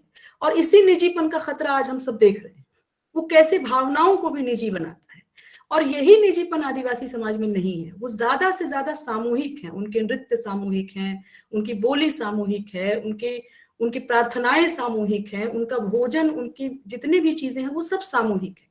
अंततः जब ये पूंजीवाद, पर्यावरण, मनुष्यता और बाकी चीजों पर संकट गहराएगा तो हमें सामुदायिक और सामूहिक जीवन में जाना होगा। उसका एक पहला रेखांकन हमें आदिवासी जनजीवन में मिलता है। लेकिन इसका मतलब ये भी नहीं कि वहां पर सब कुछ बेहतर है। कई बार आदिवासियों को लेकर हम एक सम्मोहन की दृष्टि में भी रहते हैं, खासतौर से बौद्धिक समाज की, वहां तो सब कुछ बेहतर ही होगा। वहां भी स्त्रियों के साथ बहुत अन्याय है। निर्मला पुतुल लिखती हैं कि किस तरह से हल छूना अब स्त्रियों को, वो भी वर्णाश्रम या जो वैष्णव संप्रदाय के संगत में आने से अंग्रेजों के बाद उनके यहाँ जो चेंजेस आए, जो बदलाव आए, उसका असर उनके समाज पर भी दिखाई देता है। और उनके यहाँ भी चीजें भले नष्ट हो जाएं, लेकिन स्त्री काम नहीं कर सकती है, हल नहीं छू सकती है। निर्मला पुतुल बार बार कहती है कि मेरे हल छूने से तुम्हारी पूरी व्यवस्था नष्ट होती है। भले खेती ना हो, लेकिन स्त्री हल नहीं छू सकती है। ऐसे बहुत सारे, उनको डायन घोषित कर दिया जाता है, उनको जोता जाता है, उनको गाय की तरह भूसा खिलाया जाता है ऐसे अपराध करने पर। तो ऐसा नहीं है कि उनके यहाँ ये विसंगतियां नहीं है। इन विसंगतियों से जूझते हुए भी हमारी जो मुख्य धारा का समाज है, जो खासतौर से बौद्धिक तबके का समाज है, उसको ये जानना होगा कि अगर हमें अपने समाज में कहीं कोई समानता या किसी तरह की परिकल्पना समाज की हमारे पास है, तो उसके लिए हमें लौटना पड़ेगा आदिवासी जनजीवन के भीतर। उनके यहाँ नृत्य की जो सामूहिकता है, जिसमें वो मुक्ति और आनंद की चीज करते हैं। आप देखिए, हमारे यहाँ मीरा भी उसी नृत्य की बात करती थी। इजाडोरा डंकन, जो विश्व की इतनी बड़ी नृत्यांगना हुई, उन्होंने कहा कि प्रकृति से हमने नृत्य सीखा। एक आदिवासी समाज जो आप लोग जानते होंगे कहता था कि हम पेड़ ऐसे नहीं काटते। पूंजीवादी समाज तो फटाफट पेड़ को काटता है, लेकिन आदिवासी पेड़ को काटता भी है तो दूसरे ढंग से काटता है। वो कभी भी अपने पक्षियों, अपने पेड़ों, अपने जानवरों को नष्ट नहीं करता है। लेकिन हमारी सरकारें पूंजीवाद से मिलकर के, पूंजीपतियों से मिलकर के ये धारणा बना रही है मध्य वर्ग की तरफ कि वे जो है वो जंगल का विनाश वही कर रहे हैं। इसलिए हमें फॉरेस्ट सेंचुरी में बदल देना चाहिए जंगल को, हमें चिड़ियाघर में बदल देना चाहिए जंगल को। इस तरह से हम जंगलों को बचा लेंगे। लेकिन होता उल्टा है, वो जंगल को बचाते नहीं है, जंगल को आदिवासी ही बचाता है, क्योंकि वो बहुत वैज्ञानिक होता है। एक प्रजाति नष्ट होती है तो वो दूसरी प्रजाति को खाते हैं, मांसाहार है उनके यहाँ, लेकिन वो बहुत वैज्ञानिक, जिसकी उन्हें टेक्निकल जानकारी नहीं है, लेकिन वो करते हैं। बहुत सारे वैज्ञानिकों ने इस बात को बार बार रेखांकित किया है कि हमने अभी तक जो खोजें की हैं, अभी तक हम जो काम कर रहे हैं, वो आदिवासियों और जंगली समाजों से सीखते हुए हमने खोजें की है। तो आदि वैज्ञानिक है। मुक्तिबोध अपनी कविता में कहते हैं कि क्या खाद्य है, क्या अखाद्य है, इसकी परीक्षण करते करते न जाने कितने आदिवासी मार दिए गए, और हम आज उन्हें खाते हैं क्योंकि वो उसको प्रयोग करके गए। तो इस तरह बहुत सारी चीजें हैं जो हम उनके समाज से लेकर अपने समाज को बेहतर बनाने में उनके साथ खड़े हो सकते हैं। हमें इसलिए उनके साथ नहीं खड़ा होना है कि उन्हें हमें अपनी ही तरह कर देना है, अपने ही एक जो चाल चल रही है उसी तरह के समाज में उन्हें भी ला करके हमें खड़ा कर देना है। बल्कि हमें ये कोशिश करनी होगी कि हमें उनकी जगह पर कैसे, उनकी तरह से कैसे सोचना होगा, ताकि हम और बेहतर और सामुदायिक, सामूहिक और समतामूलक समाज बना सके। मेरा ख्याल है मेरा समय हो गया होगा, तो मैं इतनी ही कुछ छोटे छोटे बिंदुओं जो संकेत की तरह ही हैं, उसी पर अपनी बात खत्म करती हूँ। आप सभी को बहुत बहुत शुक्रिया। बहुत बहुत धन्यवाद डॉक्टर वंदना चौबे जी। आपने अपने इस शोध पत्र में कई महत्वपूर्ण बातें रखी। सबसे महत्वपूर्ण बात ये कि हमें उन्हें मुख्यधारा में या कथित मुख्यधारा में लाने की जरूरत नहीं है, बल्कि हमें उनकी धारा में जाने की जरूरत है, और हम उनकी धारा में जाकर तमाम संकटों से निजात पा सकते हैं। आपने तमाम किताबों से, कवियों से, कविताओं से भी उदाहरण दे करके अपनी बात रखी। आपने सर्वहारा वर्ग के दर्शन से प्रेरणा लेने की बात की, उसके महत्व को उद्घाटित किया। कला, साहित्य और संस्कृति में उनके योगदान को और भी अधिक प्रमुखता के साथ चित्रित करने की जरूरत है। आपने पूंजीवाद और निजीकरण के दुष्प्रभाव पर भी चिंता व्यक्त की। बहुत बहुत आभार। और अब मैं अध्यक्षा जी की अनुमति से कुछ प्रश्न आमंत्रित कर रहा हूं प्रतिभागियों से। जो हमारे साथी हैं अगर कुछ सवाल पूछना चाहते हैं आज के वक्ताओं से तो पूछ सकते हैं।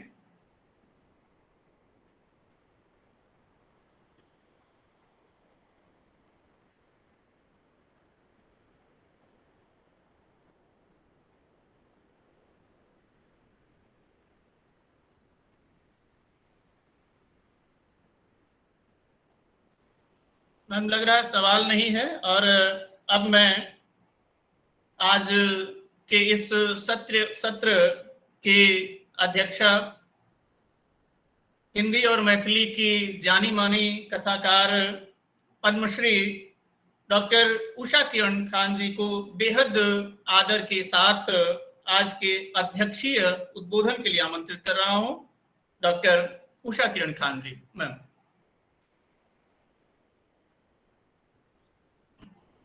बहुत बहुत धन्यवाद। मैं शशि कुमार जी को इस बात के लिए बहुत धन्यवाद देना चाहती हूँ कि उन्होंने इस एक खूबसूरत और सुचिंतित कार्यक्रम में मुझे भागीदारी निभाने के लिए बुलाया। जानकी देवी मेमोरियल कॉलेज दिल्ली और महात्मा गांधी गवर्नमेंट कॉलेज हुआ है। ये बहुत सारे जो कार्यक्रम होते हैं उनके ऊपर भारी पड़ता है, जबकि सचमुच में जो शोध पत्र का विषय था और जो शोध पत्र प्रस्तुत करने वाली हमारी बहनें थीं, उन सभी को एक एक घंटे का एक एक दिन दिया जाता, तब भी शायद उनकी बातें कम होती।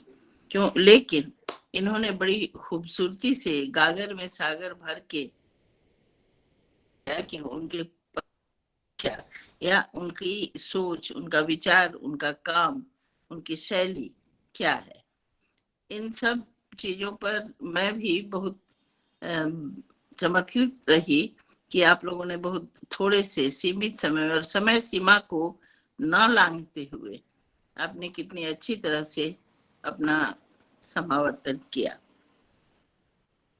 सबसे पहले तो संध्या गर्ग जी ने निर्मला पुतुल, ग्रेस कुजूर इत्यादि की कविताओं के विषय में कुछ कहा। कथाओं के विषय में थोड़ा बहुत कहा, लेकिन कविताओं पर उनके पास विस्तार से कह पाई, तब तक उनका समय खत्म हो गया। कथाओं पर भी उनका उसी तरह का होगा। ये मैं चूंकि आदिवासी जनजीवन से बहुत सारे जो आदिवासी कार्य हुआ करते हैं, हुआ किए, बहुत दिनों से, बहुत समय से जुड़ी हुई हूँ। जहाँ की बिटिया मुर्मू या निर्मला पुतुल हैं, उस इलाके में मैं बार बार जाती रही हूँ।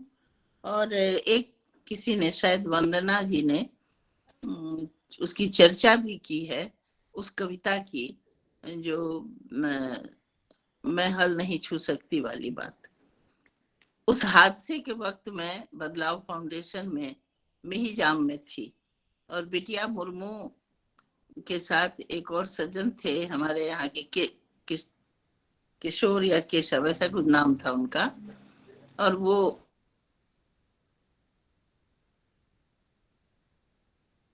और सिपाही थे क्योंकि एक स्त्री को भूसा खिलाया जा रहा था, वो पंचायत के द्वारा। तो ये आदिवासी समाज का जो अपना विद्रूप है, अपना जो एक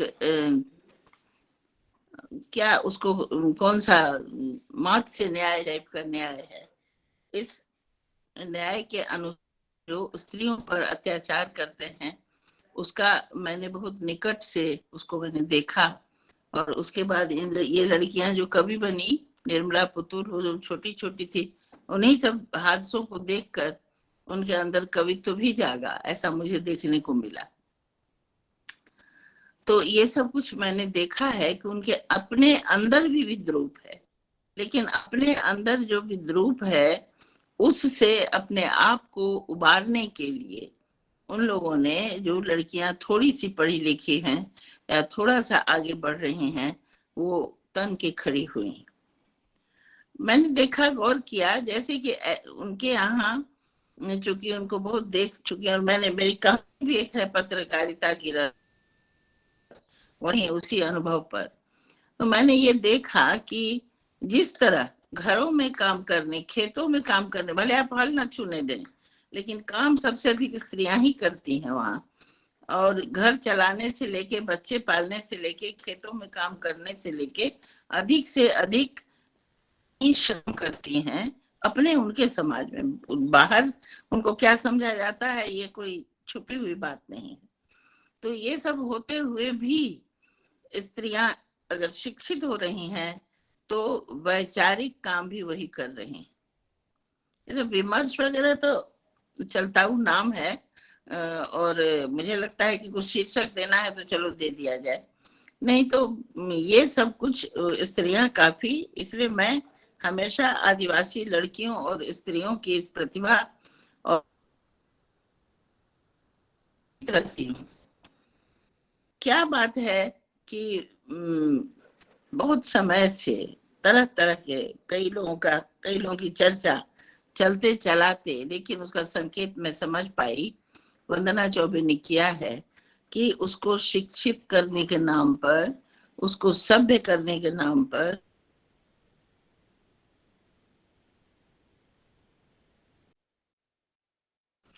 और उसको उसका जंगल ले लेने के नाम पर उसको कहा जाता है कि आप झूम खेती करते हैं, ये गलत है, आपकी जमीन को आप जंगल काट रहे हैं। इस तरह की बहुत सारी चीजें हैं जो वो करते रहे हैं, जो उनको सभ्य करने के लिए, शिक्षित करने के लिए जाते हैं। फिर भी इन 300-400 वर्षों में खूब ठीक से वो शिक्षित नहीं हुए, तथापि बिल्कुल 50-60 वर्षों में उनमें काफी परिवर्तन आया है, ये मैंने देखा है। और अब वे विचारने लगी हैं, सोचने लगी हैं, आवाजें उठाने लगी हैं। इतना तो कम से कम हुआ जब आप में जागरूकता आएगी कैसे, कम से कम प्रतिरोध का स्वर तो उठता है। उस स्वर को दबा दिया जाता है, उस स्वर को बरगला दिया जाता है, ये अलग बात है, लेकिन स्वर उठता है। जब उठेगा तो कितने दिनों तक आप बरगला सकते हैं या दबा सकते हैं, ये एक बहुत बड़ा प्रश्न है। दूसरी बात, ग्रेस कुजुर की कविता और निर्मला पुतुल की अंतर है। निर्मला पुतुल अधिक जमीनी कविताएं लिखती रही हैं, ग्रेस कुजुर भी जमीनी, लेकिन उतना ज्यादा नहीं, फिर भी अधिकार चेतना उनमें विशेष रूप से है और अधिकार की चर्चा करती हैं। आक्रोश से अधिक अधिकार की चर्चा वो करती हैं। शोषण की कविताएं तो सभी आदिवासी लड़कियां लिखती हैं, और लगता है कि सभी स्त्रियां शोषण की कविता लिखती हैं। और गद्य साहित्य भी उनके कुछ हैं, बहुत ज्यादा नहीं है। और गद्य साहित्य में भी मैं आपको बताऊं कि बहुत चर्चित वहां पर संजीव, वही मेहजाम के पास ही कुल्टी में चितरंजन में वो थे, और लगातार उनके साथ उनका संवाद था। और सावधान भीतराग है इत्यादि उन्होंने लिखा है, जो कहानियां उन्होंने शुरुआती दौर में लिखी उन सब पर उसकी पूरी छाप है, बल्कि आज तक वो समस्याओं पर ही लिखते आ रहे हैं। दूसरी, विनीता रानी निर्मला पुतुल की कविताओं की चर्चा की, तो निर्मला पुतुल की जब शुरुआत हुई है तो एक सामान्य आदिवासी स्त्री की संवेदना से उन्होंने शुरुआत की है। थोड़ी बहुत आपने कही है विनीता रानी जी, लेकिन उसके बाद धीरे धीरे जैसे जैसे वो संथाली में कविता लिखती हैं और हिंदी में उनका अनुवाद होता है, अनुवादक को भी मुझे पता है, जानती हूँ मैं, तो वो जो धीरे धीरे उनका विकास होता गया, वो गोष्ठियों में जाने लगी, मिलने जुलने, सही बात है, विकास का तो ये है क्रम, और उस तरह से उनका वैचारिक परिवर्तन भी होता गया। उन वैचारिक परिवर्तनों के चलते उनकी एक खास विचारधारा बन गई, और जैसे साहित्य में आगे आने के लिए, या ऐसा तो वो स्वयं निर्णय की पता मुझे, लेकिन वो और उनके अनुवादक, वो और उनका जो एक बदलता हुआ साहित्यिक तौर तरीका है, उसमें वो उग्र से उग्रतर होती चली गई। हालांकि उसकी आवश्यकता है, क्योंकि जब तक आप प्रतिरोध नहीं करते हैं तब तक आपके ऊपर सहानुभूति और दया दिखाई जाती रहेगी। जब आप प्रतिरोध करने लगते हैं तब आप पर अन्याय किया जाएगा। तो जैसे जैसे अब अन्याय बढ़ता चला जा रहा है, वैसे जिसको समझदारी बढ़ती है वो उग्र होता है। तो निर्मला पुतुल की कविताएं, निर्मला पुतुल की विचारधारा, ये सब उग्रतर होती चली गई हैं। इस विषय को थोड़ा बहुत विनीता रानी ने जरूर रेखांकित किया है। निशा मल्लिक ने हिंदी सिनेमा के विषय में कहा, हिंदी सिनेमा में आदिवासी सचमुच में एक दो तरह से आते हैं। एक तो नितांत जोकर की तरह, दूसरा अजूबा की तरह। कुछ जो इन्होंने जिस मृगया कहानी की चर्चा की, तो बताइए कब की कहानी है वो? बहुत पुरानी। कब बना था? बहुत पुराना। उसके बाद 1084 की माँ, ये सब बहुत पुराना समय था। बताइए इतनी बड़ी कथा यात्रा, ये सिनेमा की यात्रा, उसमें आप उंगली पर गिनिएगा जो सिर्फ आदिवासियों पर कोई फिल्म बनी हो, सिर्फ आदिवासियों की असली समस्याओं पर कोई फिल्म बनी हो। शायद विस्मरण हो गया होगा उनको। एक बहुत बड़ी समस्या आदिवासियों की है, लड़कियों को बरगला के कई कारण से बाहर ले जाया जाता है। हम अभी और भी हो रहा है, जबकि उनका एक अलग प्रदेश, दो अलग प्रदेश उनके बन गए हैं हमारे सामने में, लेकिन उनके उस अलग प्रदेश बनने के बाद भी हुआ है, फिर भी लड़कियों को बरगला के ले जाया जाता है, कभी विवाह के नाम पर, कभी नौकरी के नाम पर, और कभी किसी और नाम पर। ऐसे में आपको याद आ रहा होगा एक सच्ची और उस लड़की का नाम कमला था, और कमला ही नाम से वो फिल्म भी बनी थी। ये आपको याद होगा। मुझे याद है कि शायद दीप्ति नवल कमला बनी थी। तो ये एक बिल्कुल सच्ची कहानी पर एक सच्ची फिल्म बनी थी। इस तरह से आदिवासियों जो भयानकता है उनके जीवन की, उनका जो कष्ट है, उसके विषय में आज अनुज लोगों टाइप का कभी है, और सिनेमा अभी समस्या बनती है, क्योंकि जो समस्या है उस पर अभी तक कोई सिनेमा बना नहीं। वंदना चौबे ने, डॉक्टर पूनम यादव ने समकालीन कहानी के साथ चर्चा की आदिवासियों। अब जैसे मैंने भी कई आदिवासियों की कहानियां लिखी हैं, तो वो समकालीन कहानी में आएंगी। और इसी तरह बहुत सारे, क्योंकि आदिवासी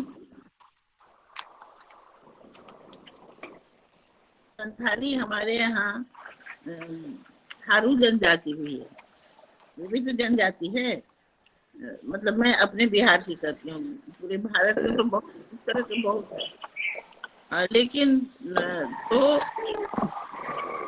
मैंने या संजीव ने या इस तरह के बहुत सारे लोगों ने कहानियां लिखी हैं संथालियों पर अपनी अपनी दृष्टि से, क्योंकि कभी कहीं भी मैं उसको देखती हूँ, मैं समझती हूँ, मैं उनकी समस्या के पास रहती हूँ, लेकिन मैं वो नहीं हूँ। ये कहानी तब सचमुच में सच होगी जब स्वयं कोई लिखेगा, जब स्वयं जैसे निर्मला पुतुल लिखेगी, जैसे स्वयं जयसिंता करकटा लिखेगी, जैसे स्वयं बिल्कुल लिखेंगे। इसी तरह कोई लड़की या कोई पुरुष अपनी आदिवासियों की कहानी खुद कहेगा, तो उसमें जो बात होगी वो मेरे देखने और देख कर, फील करके, अनुभव करके लिखने से नहीं होगा। वंदना चौबे जी ने कला, साहित्य और संस्कृति में उनकी थी। तो भाई ये तो सच है, कला, साहित्य और संस्कृति का दिखावा करने के लिए हमें तो आदिवासी चाहिए, उनकी सामूहिकता चाहिए। जब 15 अगस्त और 26 जनवरी राष्ट्रीय स्तर पर हो, प्रांतीय स्तर पर हो, तो आदिवासी ही आएंगे नृत्य करने के लिए, आदिवासी ही आएंगे सामने कोई ना कोई करतब दिखाने के लिए। तो ये कला संस्कृति में उनकी दखल है, इसको हम मानते हैं, लेकिन मात्र प्रदर्शन मानते हैं। ये नहीं कि उनको संरक्षित करने के लिए या उनको उनकी तरह होने देने के लिए हम करते हैं। इसमें हमें नाम लेना चाहिए था सबसे पहले रविन्द्रनाथ टैगोर का। रविन्द्रनाथ टैगोर ने शांति निकेतन में आदिवासियों की कला का फ्यूजन किया बंगला संगीत के साथ। बंगाल या पूर्वी तरफ हमारी ओर आदि निवासी जितने हैं, जनजाति जितने हैं, जितने आसाम से लेके बंगाल से और बिहार खंड वगैरह वगैरह तक, उनमें ही कला संस्कृति का वो नृत्य वाला रूप है। बाकी जितने हैं उनमें संगीत का रूप है। लेकिन रविन्द्रनाथ टैगोर ने शांति निकेतन में विशेष रूप से आदिवासी नृत्य और पूर्वांचलीय संगीतों का गुंफन करके एक शैली बनाई, जिसे आप रविंद्र संगीत कहते हैं, और जिनको आप नृत्य देखते हैं जनजातीय और विशेष जो जिसको प्रदर्शित किया जाता है। तो वो जो प्रदर्शन है वो तो संस्कृति का एक भाग था और उसको धीरे धीरे लोग आगे बढ़ा रहे हैं। लेकिन मुझे लगता है कि कला और संस्कृति का जो, जैसे उनकी चित्रकला है, उनकी मूर्ति कला है, उनकी काष्ठ कला है, उन बांस की कला है, ये सब जितनी कलाएं हैं उनसे जीवन यापन वो करते हैं। लेकिन वो जीवन यापन का बड़ा आधार, बड़ा बाजार, बहुत कुछ अगर उसको दिया जाए तो कला का मतलब सिर्फ आप बना के रख देते हैं उससे नहीं होता है, वही उनका जीवन यापन का साधन भी है। तो उस कला को अगर संरक्षित करके आगे बढ़ाया जाए तो उनके लिए भी अच्छा है और सबके लिए तो वो जो भी साधन हो, लेकिन आदिवासियों की लोक कला जीवित भी रहेगी और कला रहेगी भी। और उसी क्रम में वंदना जी ने कला संरक्षित रहने के क्रम में कहा है, और ये एकदम परम सत्य है कि अगर जंगल रहेगा, अगर जमीन रहेगी, अगर चिड़िया और पशु रहेंगे, तभी आदिवासी क्या, वो तभी मनुष्य भी जीवित रहेगा। आदिवासी जनजाति वगैरह वगैरह और कौन उनको क्या समझता है, वो समझने से बहुत बात आगे बढ़ चुकी है। और ये पृथ्वी हजारों हजार वर्ष की हो चुकी है, इसीलिए किसी को कुछ समझने से नहीं होगा। और सचमुच उनको मुख्य धारा में लाने से ज्यादा जरूरी है कि मुख्य धारा उनको समझे, मुख्य धारा उस ओर ही जाए। ये सबसे बड़ी बात है और महत्वपूर्ण बात है। आप लोगों के इस कार्यक्रम में आके मैं समृद्ध हुई, इसके लिए मैं जानकी देवी मेमोरियल कॉलेज को और शशि कुमार सिंह जी को बहुत बहुत धन्यवाद देती हूँ। आभार। धन्यवाद उषा जी।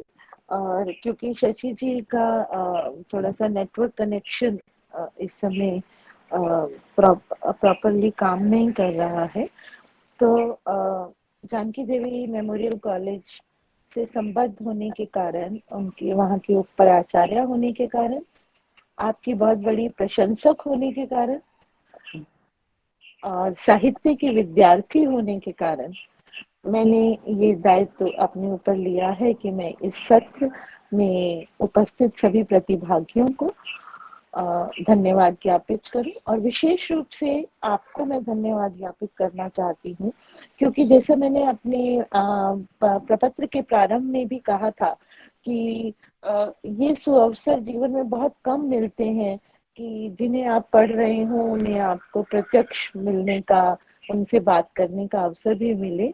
तो निश्चित तौर से मेरे लिए और मेरे जो सहयोगी वक्ता रहे हैं, डॉक्टर पूनम यादव हैं, डॉक्टर वंदना है, डॉक्टर विनीता, डॉक्टर निशा मलिक, हम सभी आपके साहित्य से भली भांति परिचित है, लेकिन आज समक्ष आपको देखकर अत्यंत हर्ष का अनुभव हो रहा है। और जैसा आपने अपने अध्यक्षीय वक्तव्य में कहा, तो मुझे भी याद आया कि यह कमला वाली जो आपने बात कही, जिन्हें एक पत्रकार खरीद कर लाए थे और फिर दिल्ली में के गलियारों में तो वो बहुत लंबे समय तक चर्चा का विषय रहा था। चर्चा का विषय रहा था और उस पर नाटक भी बहुत खेले गए। तो आपने उसकी चर्चा की, आपने बहुत संक्षेप में, आप हमें कह रहे हैं हमने गागर में सागर भर दिया, लेकिन आप तो जितना कुछ कह सकते थे आपने बहुत अत्यंत संक्षेप में हम सभी को हमारा प्रोत्साहन किया, हमारा उत्साहवर्धन किया, हमारी कमियों को भी आपने प्रकारांतर से एक बड़े सीधे सहज ढंग से आपने हमें बताया कि हमें कहाँ कहाँ और कार्य करने की आवश्यकता है, जो कि निश्चित तौर से हमारे मार्गदर्शन का कार्य करेगा। मैं हृदय से आपकी आभारी हूँ और चाहूंगी कि हम शीघ्र ही आपको, जैसे हमारी इच्छा अभी पूरी भरी नहीं है, हम एक बहुत लंबे वक्तव्य के साथ आपको सुनना चाहेंगे। हम शीघ्र ही आपको फिर से आमंत्रित करेंगे। जानकी देवी मेमोरियल कॉलेज की ओर से आपका हृदय से आभार, पूरी टेक्निकल टीम, पूरे जो इस समय उपस्थित सदस्य हैं और दोनों ही महाविद्यालयों के जो नोडल ऑफिसर्स हैं जिन्होंने इस कार्यक्रम का आयोजन किया, उन सभी के प्रति मैं हृदय से आभार प्रकट करती हूँ। आप सभी का दिन शुभ हो। धन्यवाद। नमस्कार। आप प्लीज अपना वीडियो ऑन कर लीजिए सब, एक ताकि हम अपने चेयर के साथ एक फोटो ले सके।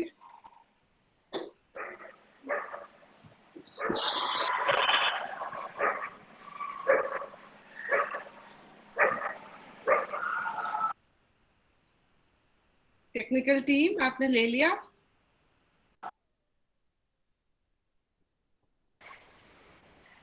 Yes ma'am. Thank you ma'am, thank you so much. जी, thank you so much. Thank you. नमस्कार।